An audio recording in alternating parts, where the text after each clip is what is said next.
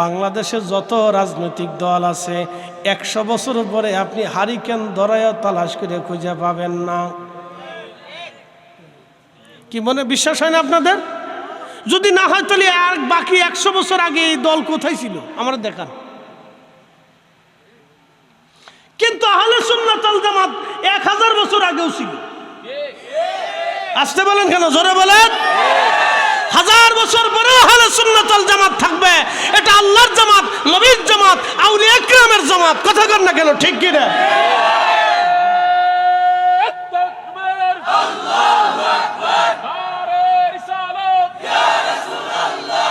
আহলে সুন্নাত ওয়াল জামাত জিন্দাবাদ, জিন্দাবাদ, জিন্দাবাদ, জিন্দাবাদ। আহলে সুন্নাত ওয়াল জামাত, আহলে সুন্নাত ওয়াল জামাত। এই জামাত করলে আপনি টেন্ডার পাবেন না, রাস্তা পাবেন না, সুযোগ পাবেন না, পুলিশ পাবেন না, সেনাবাহিনী পাবেন না।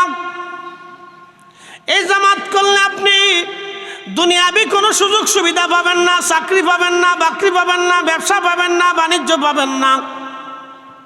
বলে হুজুর তাহলে এই জামাত করলে কি পাবো? এই জামাত করলে মরণের সময় ঈমান নিয়ে কবরে যেতে পারবেন।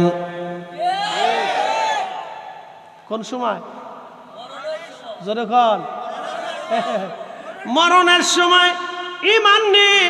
এই জামাত তাহলে সুন্নাতুল জামাত করলে মরণের সময় ঈমান নিয়ে কবরে যেতে পারবেন। কবরে নবী পাবেন। হাসরে সুযোগ সুবিধা বলে কি পাবেন? হাসরে এই জামাত করলে হাসরে মিজানের পাল্লায় নবী পাবেন। এ জামাত করলে হাউজে কাউসার পাবেন। ফুলসিরাতের ঘাটে আমার রসুলের দেখা পাবেন। এ জামাত করলে আল্লাহর জান্নাত পাওয়া যাবে। সেই জামাতের নাম আহলে সুন্নাত ওয়াল জামাত। এ জামাত আগেও ছিল, এখনও আছে, আগামীতেও থাকবে। বাকি যত জামাত আছে সব শেষ হয়ে যাবে। আর যে খারে যে রাফি যে শিয়া মুতাজিলা জাবলে লামাযাবি যা কিছু বলেন না কেন, এক সময় সব নিশ্চিহ্ন হয়ে যাবে। আহলে সুন্নাত ওয়াল জামাত জমিনে টিকে থাকবে, কারণ এটা আল্লাহর ওলিদের জামাত। কথা কন না কেন? আরো বুঝাই। 750 বছর আগে শাহজালাল ইয়ামানি আসলেন। 750 বছরের ইতিহাসে কত রাজা মহারাজা, কত আমির ওমরা, কত জমিদার, কত ধনী, কত প্রভাবশালী, কত ব্যক্তিত্বরা কবরে চলে গেল। তাদের রাজপ্রাসাদ মাটির সাথে মিশে গেল। তাদের কবর নিশ্চিহ্ন হয়ে গেল। তাদের কবরে শিয়াল কুত্তাও যায় না, ঘাস তরু লতা পাতা জন্মাই গেল। কবর মাটির সাথে ধুয়ে চলে গেল। কিন্তু শাহজালাল ইয়ামানি 360 আউলিয়া এখনও আছে। আগামী 700 বছর পৃথিবী থাকলে 700 বছর পরেও ওনাদের পাওয়া যাবে। কোন উত্তর কোলাউড়াবাসী, আমাহিয়া, আমাদের জীবনের সব কিছু হবে আল্লাহর জন্যে।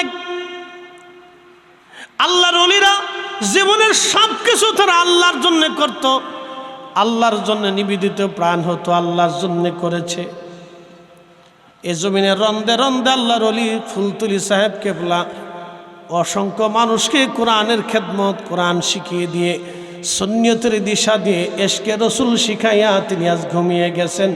বিনিময়ে আমার আল্লাহ কোটি কোটি মানুষের হাত ওনার জন্যে হাত উত্তোলিত হয়। প্রত্যেক মাহে রমজান আসলে অন্তত লক্ষ লক্ষ কোরআনের খতমের নেকি আল্লামা ফুলতুলির খেদমতে আমার আল্লাহ পাঠায়। কথা কন না কেন? ঠিক কিনা? এই জন্য দোয়া করলে দোয়া পাবেন, দোয়া মানলে দোয়া পাবেন। যারা দোয়া মানে না, দোয়া পাবে না। বদ কপালে কপালে দেয়। দোয়া মানলে দোয়া পাবেন, দোয়া করলে দোয়া পাবেন, দোয়ার দলে থাকলে দোয়া পাবেন। সোজা হিসাব। দোয়া মানলে দোয়া পাবেন, দোয়া করলে দোয়া পাবেন, দোয়ার দলে থাকলে দোয়া পাবেন, দলে না থাকলে কিচ্ছু পাবেন। লক্ষ লক্ষ কোরআনের খতমের নেকি আল্লামা ফুলতুলি সাহেব কেবলার খেদমতে তো যাই, শুধু ওনার রুহে যায় না, এ জমিনের কোটি কোটি ওলি যারা ঘুমিয়ে গেছে তাদের রুহে কোটি কোটি মানুষের হাত উত্তোলিত হয়ে নেকি পৌঁছায়, ইসালে সওয়াব হয়। কথা বলেন ঠিক না বেটে?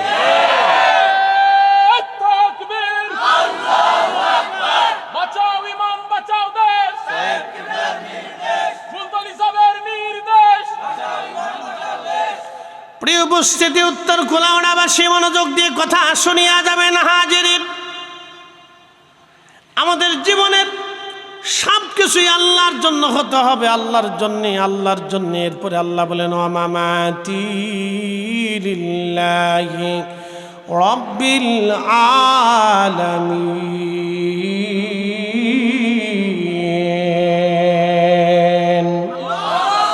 তেলের গাড়ি তেলে চলে,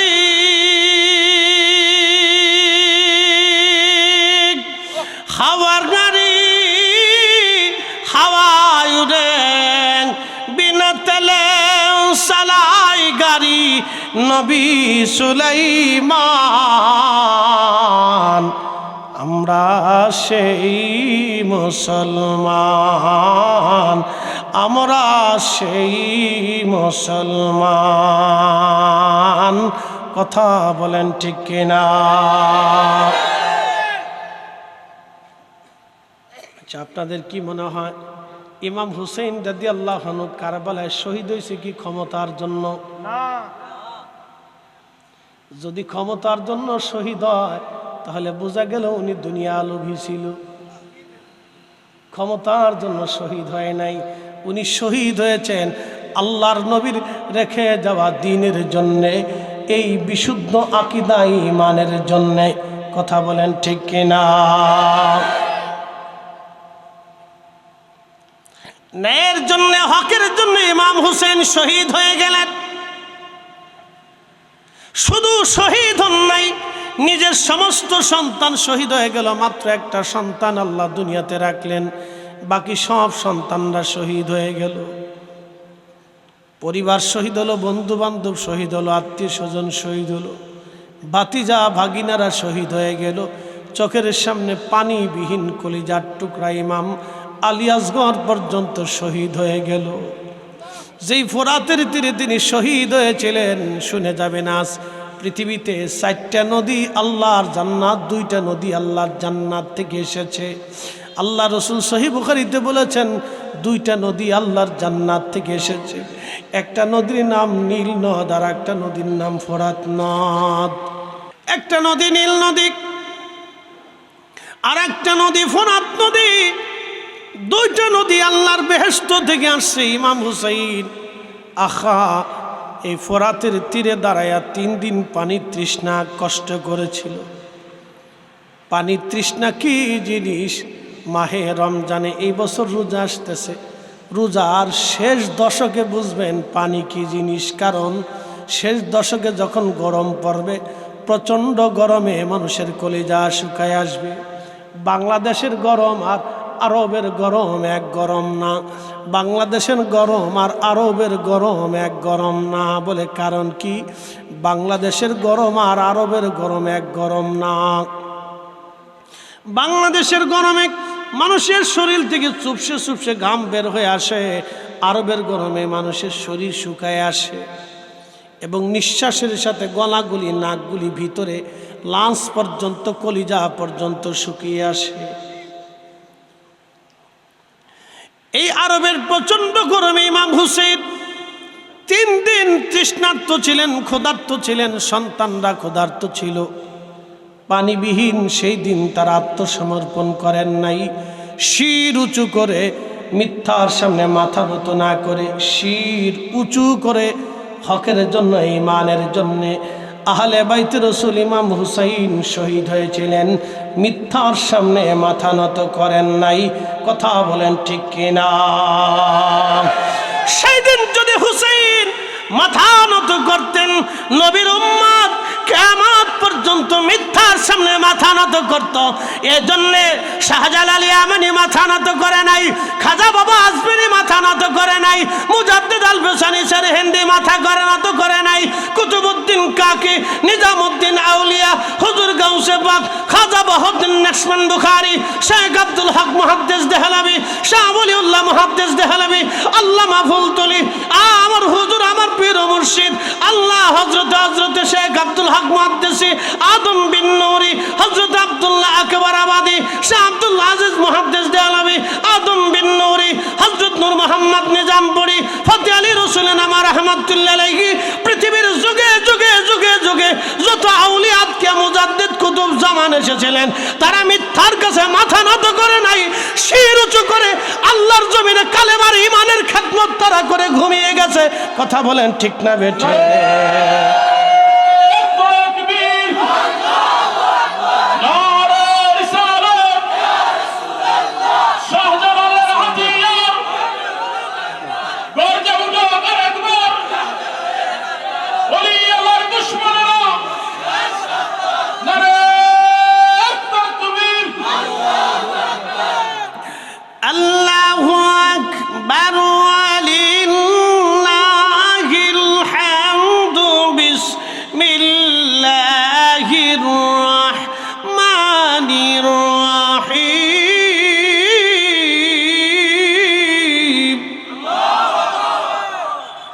وَلْتَكُنْ مِنْكُمْ أُمَّةٌ يَدْعُونَ إِلَى الْخَيْرِ।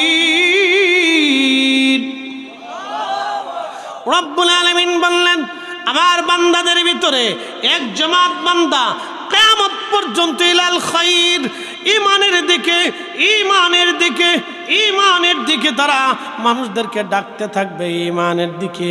ওয়া ইয়ামুরুনা বিল মারুফ, নেক কাজের দিকে মানুষদেরকে ডাকবে। ওয়া ইয়ানহাউনা আনিল মুনকার, খারাপ কাজ থেকে তারা ফিরায় রাখবে। এই দায়িত্ব যুগে যুগে ওলিরা পালন করে গেছেন। কথা বলেন ঠিক কিনা? সেই দলের নাম আহলে সুন্নাত ওয়াল। এই জন্য এই দল কোনোদিনও পরাজিত হবে না। এই জামাতকে কেউ যদি পৃথিবী থেকে মিটাইতে চেয়েছে, আল্লাহ তাদেরকে মিটিয়ে দিয়েছে। এই আহলে সুন্নাত ওয়াল জামাতকে যারা পৃথিবীতে ধ্বংস করতে চেয়েছে, আল্লাহ তাদেরকে ধ্বংস করে দিয়েছে। ইতিহাসে অসংখ্য নজির আছে। আল্লাহ সেই দলকে চিরদিনের জন্য নিশ্চিহ্ন করে দিয়েছে, ছন্ন ছাড়া করে দিয়েছে। কিন্তু এই জামাতকে আল্লাহ টিকিয়ে রেখেছেন, আহলে সুন্নাত ওয়াল জামাতকে। মুসলমান মনোযোগ দিবেন। প্রিয় উপস্থিতি আমার, এই আল্লাহর পথের পথিক হয়ে যারা কবরে চলে গেল, আল্লাহ কোরআনে বলে দিলেন, ওয়ালা তাকুলু লিমান ইউকতালু ফি সাবিলিল্লাহি আমওয়াত। আল্লাহর পথে যারা মারা যায়, তোমরা তাদেরকে মরা মনে করিও না, তারা জিন্দা জিন্দা জিন্দা। বাল আহইয়া, বরং তারা জিন্দা। বাল আহইয়া ওয়ালা কিল্লা তাশউরুন। চিৎকার মেরে জোরে বলেন আল্লাহু আকবার। পৃথিবীতে একজনের দুইটা মাজার আছে, তিনি ইমাম হুসাইন। পৃথিবীতে তার দুইটা মাজার আছে। দেহ মুবারকের মাজার হচ্ছে ইরাকের বাগদাদে কারবালার প্রান্তরে, আর মাথা মুবারকের মাজার বর্তমান মিশর আল আজহার বিশ্ববিদ্যালয়ের পাশে। ওনারই মাত্র দুইটা মাজার, আর কারো দুইটা কোনো মাজার নাই। শুধুমাত্র ওনার দুইটা মাজার আছে। ইমাম হুসাইন সুলতানে কারবালা, সুলতানে কারবালা। ইয়াজিদ চেয়েছিল আহলে বাইতে রসুলকে হত্যা করে তাদের এই ইসলাম চিরতরে মাটির সাথে মিশিয়ে দেব। না, ইমাম হুসাইনের ইসলাম, ইমাম হুসাইনের নানার ইসলাম জিতে গেল। ইয়াজিদের বানানো মিথ্যা বানোয়াটি সিস্টেম প্রথা পৃথিবী থেকে বিলুপ্ত হয়ে গেল। কথা বলেন ঠিক কিনা? কিয়ামত পর্যন্ত তাকে মানুষ ঘৃণা করবে, বদদোয়া করবে, কিন্তু হুসাইন ইসলাম কিয়ামত পর্যন্ত জিতে থাকবে। ইয়াজিদ চাইছিল মিটিয়ে দেই, কিন্তু পারে নাই। হালাকু চেয়েছিল মিটিয়ে দেই, পারে নাই। চেঙ্গিস চেয়েছিল মিটিয়ে দেই, পারে নাই। তারা হারিয়ে গেছে, কিন্তু এই আহলে সুন্নাত ওয়াল জামাত এখনো আছে, তখনও ছিল, আগামীতেও থাকবে। এটা মনে রাখবেন, সারা জিন্দেগি মনে রাখবেন, কখনো ভুলবেন না এটা। কখনো যেন ভুল না হয়। এ মুসলমান শুনিয়া যান, আহলে বাইত রাসূল ইমাম হুসাইন রাদিয়াল্লাহু আনহুর পবিত্র মস্তক, বর্তমান যেটা গাজা, এই গাজার আগে নাম ছিল আসকালান। এইখানে ইমাম হুসাইন রাদিয়াল্লাহু আনহুর পবিত্র মস্তক সমাহিত করা হলো। খ্রিস্টানরা এই অঞ্চল দখল করে নিয়ে নিল। বহু বছর, তার ইন্তেকালের 470 বছর পরে খ্রিস্টানরা দখল করে নিল। ঘটনা 530 হিজরি, ইমাম হুসাইন শহীদ হলেন 560 হিজরি। ঘটনা 530 হিজরি, শাহাদাতের 470 বছর পর। মনোযোগ দিবেন, ইমাম হুসাইন শহীদ হলেন 60 হিজরি, ঘটনা ঘটতেছে 530 হিজরি। তার মানে ওনার শাহাদাতের 470 বছর পরে যখন খ্রিস্টানরা আল-আকসা দখল করে নিয়ে গেল, মুসলমানরা বিপাকে পড়ে গেল। কঠিন পরিস্থিতি। এখন সারা পৃথিবীর মুসলমান নির্বাক, কিছুই করার নাই। দখল করে নিয়ে গেল খ্রিস্টানরা।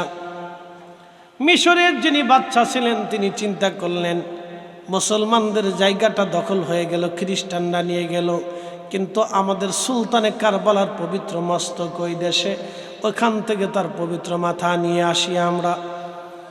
মিশরের বাদশা প্রস্তাব দিল, ঠিক আছে, ইমামে হুসাইন রাদিয়াল্লাহু আনহুর পবিত্র মাথা নিয়ে আসবো। খ্রিস্টান প্রশাসক বলল, নিতে পারো, মাথা দিয়ে তো আমাদের কোনো কাজ নাই, যদি নিতে চাও 30,000 স্বর্ণ মুদ্রা আমাদের দিতে হবে। 30,000। তখনকার দিনে 30,000 স্বর্ণ মুদ্রা মানে অনেক টাকা। শত শত কোটি কোটি টাকা, শত শত কোটি কোটি টাকা। হযরত ইমাম হুসাইন রাদিয়াল্লাহু আনহুর পবিত্র মাথা মোবারক নিয়ে আসবে। মিশরের বাদশা 30,000 স্বর্ণ মুদ্রা খ্রিস্টান প্রধানকে দিয়ে দিলেন। মিশরের বাদশা এবং লোক লস্কর আমির উমরা নিয়ে উলামা ইকরাম নিয়ে রওনা করলেন। উন্ডা গেলেন, কিন্তু খালি পায়ে গেলেন, জুতা পরলেন না। জুতা খুলে শূন্য পদে তারা হেঁটে হেঁটে হেঁটে হেঁটে ইমাম হুসাইন রাদিয়াল্লাহু আনহুর পবিত্র বরগাহে মাজারে গেলেন। রওজা শরীফে যাইয়া মাটি উঠাইলেন, মাথা মোবারকের রওজা থেকে মাটি উঠাইয়া 470 বছর আগে যেইভাবে শহীদ হয়েছিল, ঠিক 470 বছর পরে পবিত্র মাথা মাটির নিচে ওই রকমই ছিল, একটা চুল পর্যন্ত খসে পড়ে যায় নাই। একবার জোরে বলা যাবে কি আল্লাহু আকবার? তাহলে বলেন, শহীদরা কবরে জিন্দা আছে না নাই? আছে, আপনি বুঝেন না। ওয়ালাকিন লা তাশউরুন, আল্লাহ কোরআনে বলতেছেন, তোমরা অনুধাবন করো না, তোমরা বুঝো না। তা আল্লাহ নিজেই কই আমরা বুঝি না। আল্লাহ নিজেই বলতেছেন তোমরা অনুধাবন করো না, তারা জিন্দা। হ্যাঁ, তারা জিন্দা, সত্যই তো জিন্দা। 430 বছর 70 বছর একটা লোহাও যদি মাটির মধ্যে রাখেন, তাও তো এটা মাটির সাথে মিশে যায়। তো কি করে 430 বছর পরেও, 70 বছর পরেও তার পবিত্র মস্তক, ঠোঁট তখনও তাজা, চোখ তাজা, ভুরু তাজা, ত্বক তাজা, রক্ত তখনও গড়িয়ে পড়তেছে, আর ভিতর থেকে রক্ত থেকে মিশকের ঘ্রাণ আসতেছে। আল্লাহু আকবার। না না, একসাথে বলেন আল্লাহু আকবার।